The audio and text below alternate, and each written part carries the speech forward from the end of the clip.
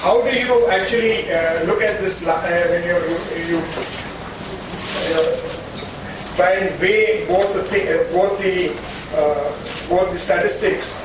And I think what comes out of this is that if job creation is a priority, policymakers should focus on promoting entrepreneurship locally. Of course, most people say that we must invest in education, physical infrastructure. High quality goods and services cannot be produced by well-educated workers. Mr. Agarwal, when we were talking just before we entered, a few years ago in this state, we moved away from English language. Now, the jobs that we seek to create in this very city and this state are IT, ITES, which has as its very basic foundation the English language. So how do we actually address these contradictions is another area. Providing easier entry for business, financial access, and reducing regulatory burdens will also help. Over the last few years, we've actually gone down as a World Bank list in the ease of doing business in the country. Again, referring to the World Bank study, despite being a stronghold of small and medium scale industry, most of them belonging to the unorganized sector, West Bengal had one of the lowest rates of entrepreneurship growth among the Indian states. That, I believe, is perhaps the past. In the past few years, growth policies have worked in tandem to maximize growth potential. I believe that the gross capital formation in the state has gone from negative to positive over the last two budgets, and we are seeing a lot of renewed economic activity, and therefore a lot of entrepreneurial activities being generated in the state. It is believed that large-scale job creation can happen in small businesses and through focused self-employment programs. There's a question, a lot of people say entrepreneurship should be taught. The president said we should introduce it in schools.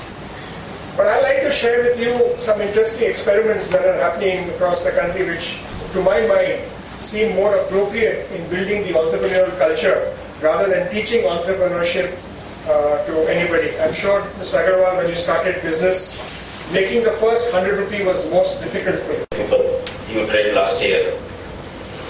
And 150 million is certainly a huge target.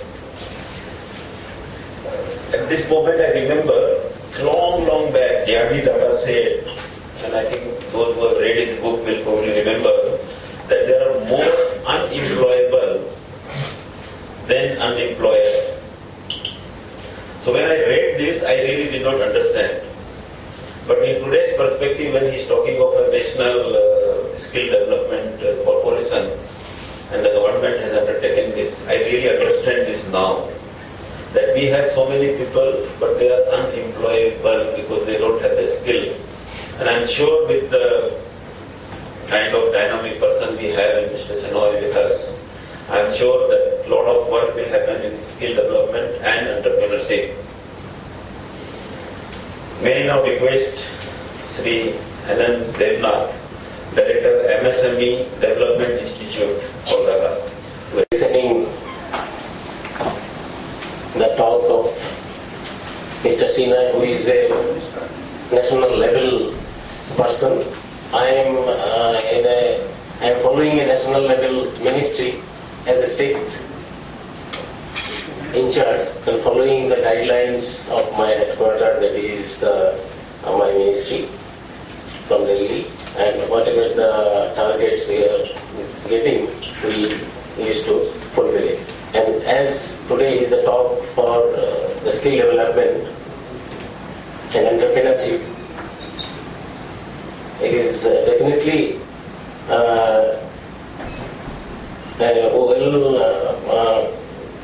opportunity to share what we are doing and my office is doing in Kolkata and West Bengal. My office presently in West Bengal, we have 3 branches in Durgapur, Siliguri and Siuri, and definitely my office is also covering Andaman and Nicobar. So Ministry of MSME is equipped with integrated network for the development of the co-ed sector, Khadi sector, HRD development through 3 national level institutes like NISMI Hyderabad, IIE Guwahati, PDI Ahmedabad, and my development commissioner under the ministry, who is the my reporting office, as my development commissioner is perhaps very good friend of Mr. Senoy. So we are, my development commissioner or our ministry, all are doing the policy level decisions and taking and working for the development of MSMEs in India. Additionally, Office of the Development Commissioner has the biggest network all over the country for the implementation of developmental schemes and providing techno-economic support to the MSMEs throughout the country through MSME development institutes named as MSME DI, MSME tool rooms, MSME TCs, the process cum product development centers. So with these about 90 outlets throughout India, and my office is